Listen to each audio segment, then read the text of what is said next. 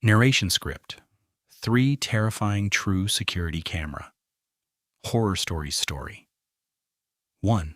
The figure in the hallway. 0000 to 0200.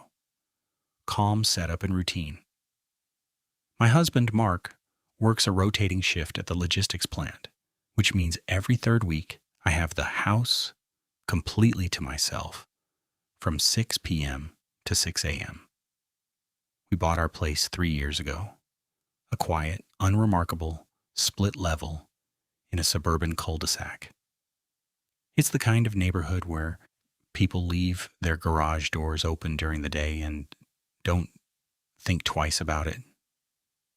Because Mark is gone so much at night, he installed a comprehensive smart home security system for my peace of mind. We have a doorbell camera, 2 floodlight cameras in the backyard, and a single indoor camera positioned on the main hallway shelf that looks down toward the living room and the master bedroom door. Honestly, I used to think the indoor camera was overkill. I usually forgot it was even there. On this specific Tuesday night, my routine was entirely normal. I made a quick dinner, washed the dishes, locked the front and back doors like I always do, and headed down the hall to bed around 10:30 p.m. I remember checking the security app on my phone right before closing my eyes.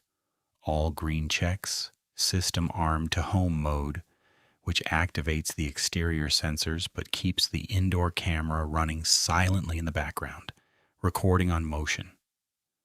I fell asleep, feeling perfectly secure. 2 o'clock to 5 o'clock. First strange detail and dismissal. The next morning, everything felt completely ordinary. Mark came home at 6:30 a.m., climbed into bed, and I got up to make coffee and get ready for work. It wasn't until I was sitting at the kitchen island, scrolling through my phone while my coffee brewed, that I noticed a notification from the security app. It was a standard motion alert from the indoor camera, time-stamped at 2:14 a.m. I didn't think much of it. We have a large, tabby cat named Winston, and he frequently sets off the motion sensors when he decides to do his nightly sprints down the hallway. I clicked the notification to open the clip, fully expecting to see a blurry streak of orange fur darting across the frame. The video loaded. The hallway was dark, illuminated only by the faint green glow of the microwave clock from the distant kitchen. A second into the clip, a shape appeared from the lower left corner, moving past the living room couch. But it wasn't Winston. It was too tall. I blinked, squinting at my screen. The quality was grainy in night vision mode, and the figure moved with a strange, deliberate slowness. My immediate thought was that Mark had come home early. I assumed he forgot his badge or felt sick, came inside, and walked through the house. I actually paused the video, walked back into the bedroom, and looked at Mark, sleeping peacefully. "Hey," I whispered, nudging his shoulder. "Did you come home in the middle of the night for something?"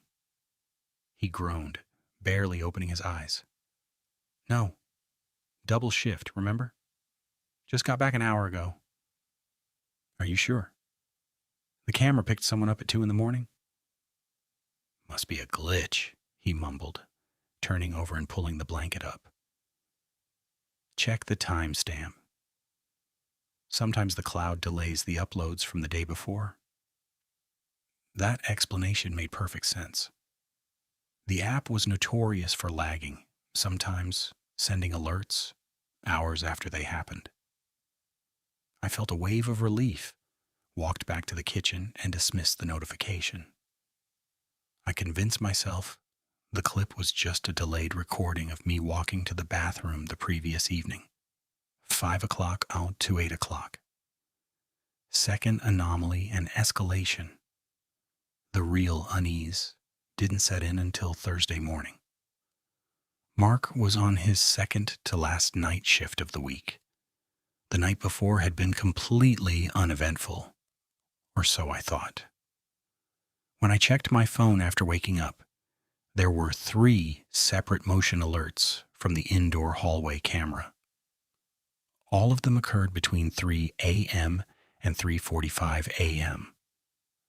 With a slight knot forming in my stomach, I opened the first clip, time-stamped 3:02 a.m. The video started in total silence. Then a figure stepped into the frame from the direction of the spare bedroom down the hall. This time, the image was clearer. It was a man. He was wearing a dark, oversized hoodie with the hood pulled tightly around his face and what looked like work gloves. He didn't move like a standard burglar rushing to find valuables. He moved with an unsettling, calm familiarity. In the 3:02 a.m. clip, he simply stood in the center of the hallway, perfectly still, for 45 seconds. He was facing the master bedroom door, my door, just standing there, watching it. My breath hitched. My hands started shaking so violently, I almost dropped the phone. I clicked the second clip from 3:20 a.m. The man was closer now. He was standing less than 2 feet from my bedroom door. In the night, the third clip, at 3:42 a.m., showed him walking back down the hallway toward the kitchen, completely silently. He didn't turn on any lights. He knew exactly where the floorboards creaked. He knew how to avoid the direct line of sight of the window. 8 o'clock to 11 o'clock. The direct warning and reveal. I sat frozen on the kitchen floor, the cold tile pressing against my legs. The realization hit me like a physical blow. Someone had been inside the house, with me while I was completely vulnerable, sound asleep, just feet away. I didn't call Mark first. I called the police. 2 officers arrived within 10 minutes. I showed them the footage on my phone, my voice cracking as I explained that my husband had been at work during those hours. The officers walked through the house, checking the perimeters. There were no broken windows, no forced entry on the front or back doors. The locks were all intact. "Is it possible he has a key?" one of the officers asked, examining the deadbolt on the back sliding door. "No," I said, "we just moved here 3 years ago and changed all the locks immediately. Only Mark and I have keys." The second officer, who had been examining the kitchen area, called us over. He was pointing at the small utility closet beneath the basement stairs, a space we used exclusively for storing Christmas decorations and old paint cans. The door was slightly ajar. On the floor inside the closet was a small rolled-up sleeping mat, a pair of muddy boots, and 3 empty water bottles that I knew for a fact weren't there when I last organized the space a month ago. He hadn't been breaking in every night. He was already living inside the house. He had found a way into the basement, likely through a loose window latch we never checked, and had been occupying the utility closet, waiting for the house to go completely quiet every time Mark left for his night shift. 11 o'clock to 13 o'clock. Survival, response, and aftermath. The police stayed while I packed a suitcase. They dusted the closet and the hallway door frames for fingerprints, eventually identifying the man as a transient individual who had been spotted loitering around the edge of the woods behind our neighborhood a few weeks prior. He'd evidently discovered our routine, realized when Mark left for work, and found a blind spot in our exterior cameras to enter the basement. We left the house that morning and stayed at a hotel for 2 weeks before officially putting the property on the market. We couldn't spend another night there, Every time the house settled, every time the HVAC system kicked on, my heart would stop. We live in a secure apartment complex now, on the 4th floor, with controlled access and heavy steel doors. But the psychological damage hasn't gone away. It's the lingering what if that keeps me awake at night. What if I'd gotten up to get a glass of water at 3:20 a.m.? What if I had opened the bedroom door while he was standing there, listening? The security camera was supposed to make me feel safe, but all it really did was prove that the walls of your own home are a lot thinner and a lot less secure than you think. Story 2. The Backyard Watcher, 1300 to 1500. Calm setup and routine. I live alone in a small renovated cottage at the edge of a rural town. The property is surrounded by dense pine trees, meaning my closest neighbor is about a quarter-mile down a gravel road. Because of the isolation, my dad insisted on buying me a high-end exterior floodlight camera for the back porch, which overlooks a small clearing before the tree line begins. For the first year, the camera was just a toy. I'd get alerts for deer crossing the yard, raccoon families raiding the compost bin, or just branches swaying too aggressively in the wind. The app became background noise. I set the notification sound to a subtle, soft chirp so it wouldn't annoy me during the day. My nightly routine was predictable. I work from home as a freelance graphic designer, so I'm usually up late. By 11 p.m., I shut off the main living room lights, leave the small lamp on in the kitchen, and head upstairs to my bedroom. My dog, a senior golden retriever named Cooper, usually sleeps at the foot of my bed. He's old, mostly deaf, and rarely barks at anything anymore. 1500 to 1800 first strange detail and dismissal. One Friday night in October, it was raining heavily. The wind was howling against the old window panes, creating that low, rhythmic rattling sound that older houses always have. Around 1:30 a.m., my phone chirped on the nightstand. I rolled over, blinking against the screen's brightness. The notification read, "Motion detected at back porch." I tapped the live view. The camera's infrared night vision showed the back porch soaked in rain, the trees in the background swaying violently under the storm. Nothing looked out of place. I figured a large tree branch had snapped or the wind had blown a patio chair. I closed the app and went back to sleep. 10 minutes later, another chirp. This time, I didn't even look at the live feed. I just toggled the notifications to silent for 1 hour. The storm was clearly triggering the sensor, and I needed to sleep. I didn't think twice about the safety of my sturdy, dead-bolted back door. The next morning, Cooper was acting strange. Usually he waits patiently for me to wake up, but he was standing by the bedroom door, whining low in his throat. When I let him out, instead of running down the stairs to the kitchen, he stopped at the top landing, staring down into the dark living room, his hackles completely raised. "Come on, Coop.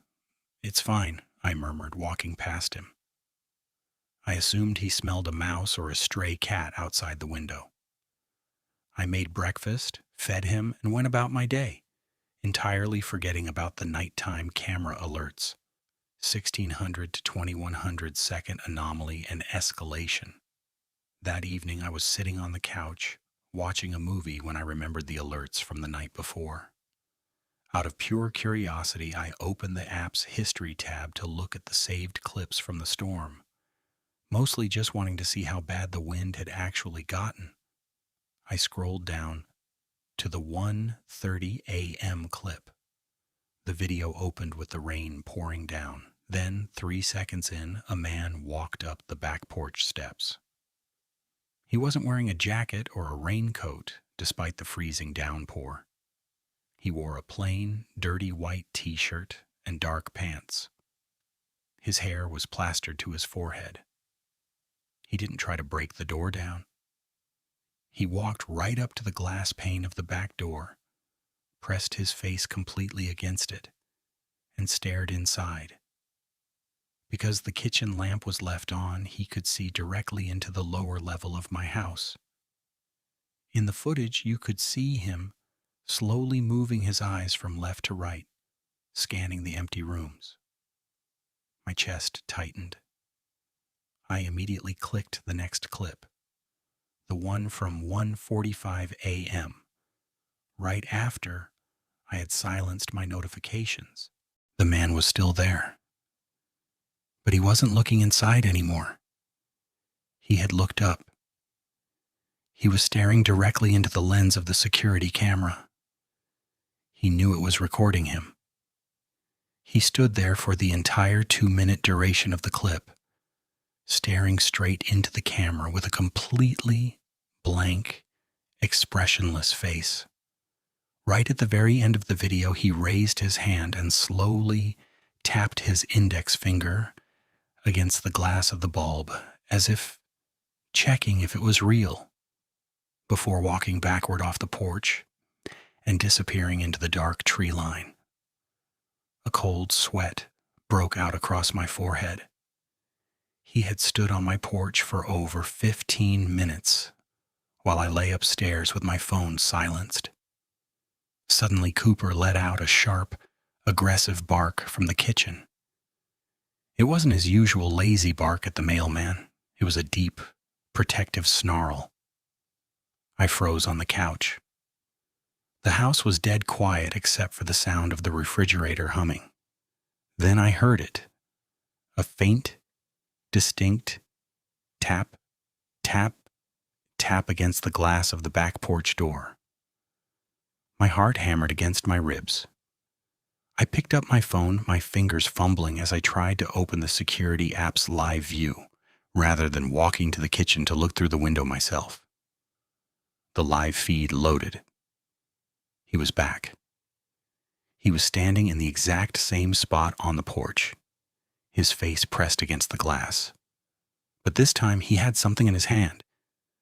It was a long, heavy, rusty crowbar. He wasn't just looking anymore. He was lifting the tool, positioning it right against the seam where the sliding door locked. I didn't scream.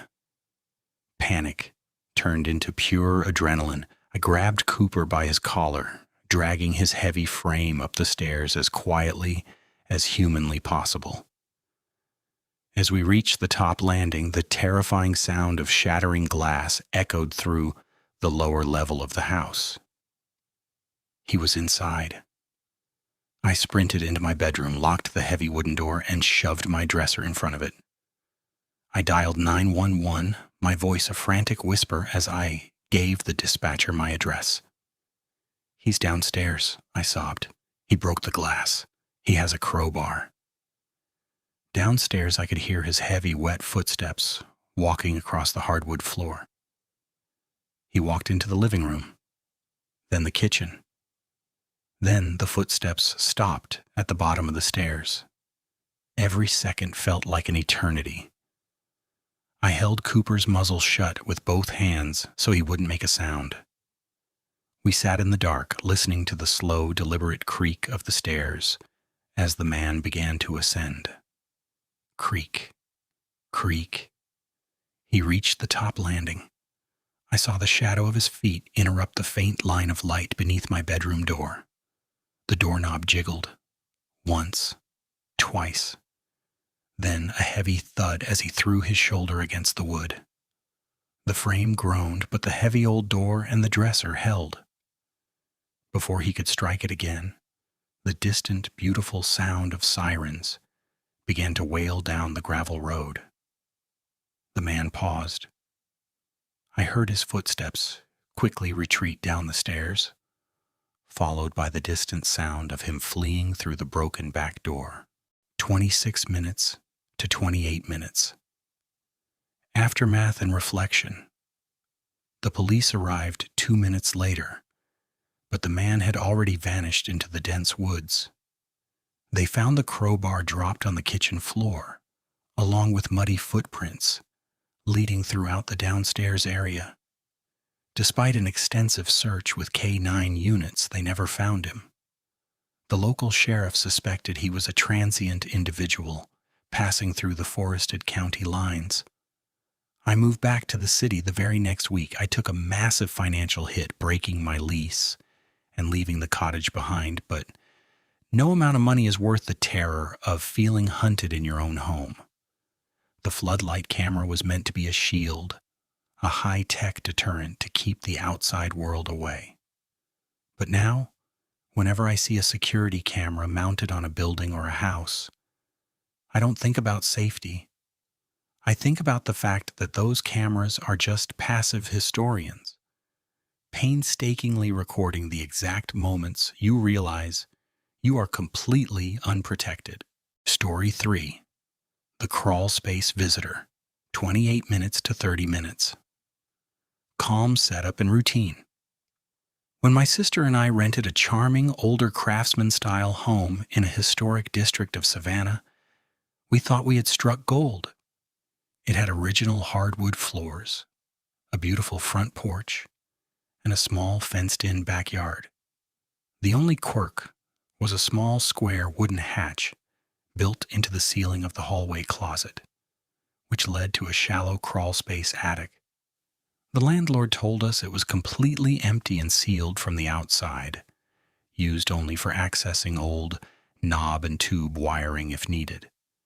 Because the house was older and located in a busy city neighborhood, we installed a small wireless security camera on the living room bookshelf. It faced the front door and the small hallway leading to the bedrooms. Our routine was simple. My sister worked early mornings at a bakery, leaving by 4 a.m., while I worked late hours at a downtown restaurant, usually returning around midnight. We were rarely awake at the same time during the week, meaning the house was often quiet, with one of us sleeping while the other was away. 30 minutes to 33 minutes. First strange detail and dismissal. The anomaly started about a month after we moved in. I came home around 12:30 a.m. on a Thursday and noticed a small pile of white drywall dust on the floor of the hallway closet, directly beneath the attic hatch. I figured the old plaster was just deteriorating due to the humidity or the vibrations from the heavy city traffic outside. I grabbed a broom, swept it up, and went to bed. The next afternoon, my sister texted me. "Did you go into the hallway closet last night?" The step stool was moved out into the hall. I replied that I hadn't touched the step stool. We rationalized it easily. Maybe one of us had bumped it while rushing to grab a coat. Or perhaps the house was slightly unlevel, causing the lightweight plastic stool to slide across the slick hardwood floor over time. We laughed it off as the typical quirks of living in a 100-year-old house. 33 minutes to 36 minutes. Second anomaly and escalation. A few days later, I was reviewing the security camera history on my tablet to find a clip of a package delivery that had gone missing from the front porch.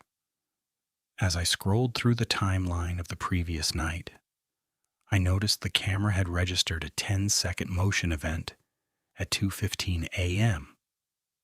Intrigued, I clicked the playback.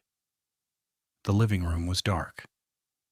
The camera's lens picked up the hallway closet door, which we always kept firmly shut. In the video, the closet door slowly swung open from the inside. There was no one there. The door just opened, remained wide for a few seconds, and then slowly swung shut again. "It's just the draft," I told myself, trying to quell the sudden spike of anxiety in my chest.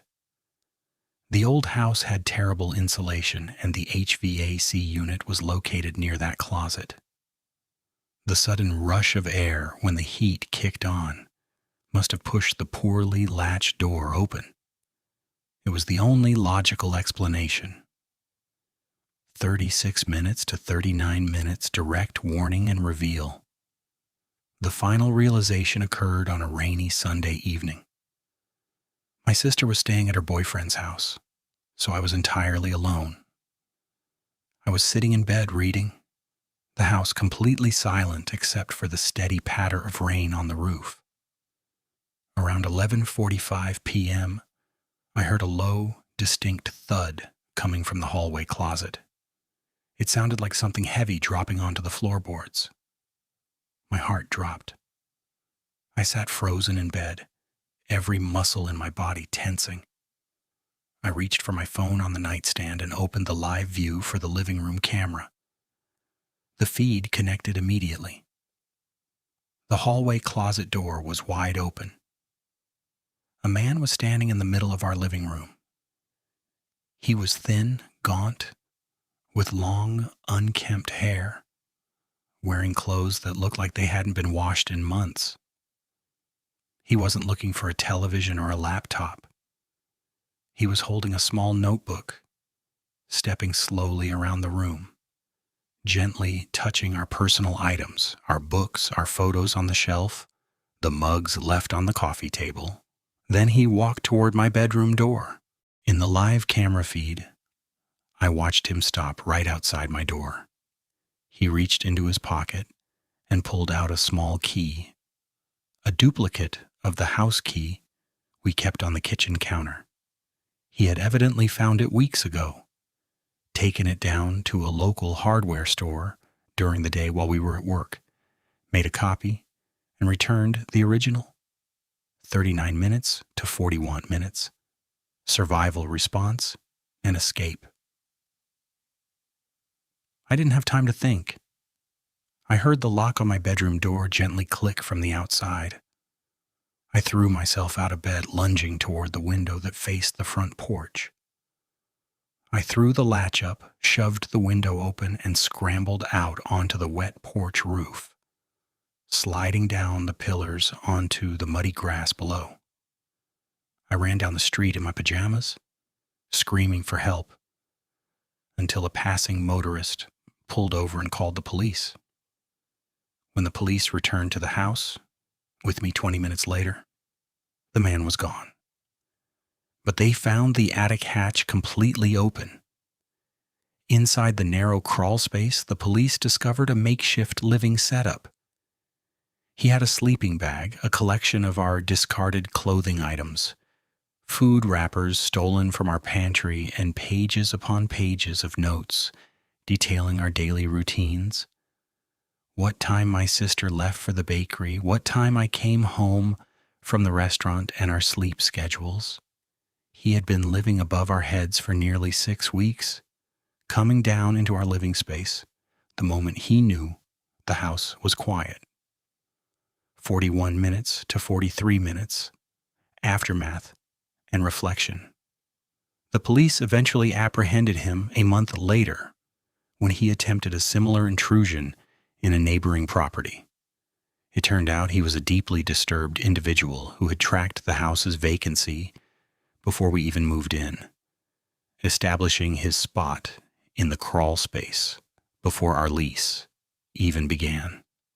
My sister and I broke our lease the next morning, leaving most of our furniture behind. We couldn't bear the thought of touching anything that he might have handled while we were away. I still have a security system in my new home, but I don't look at the footage anymore. The truth is, cameras don't protect you from the horrors hiding in the dark corners of the real world.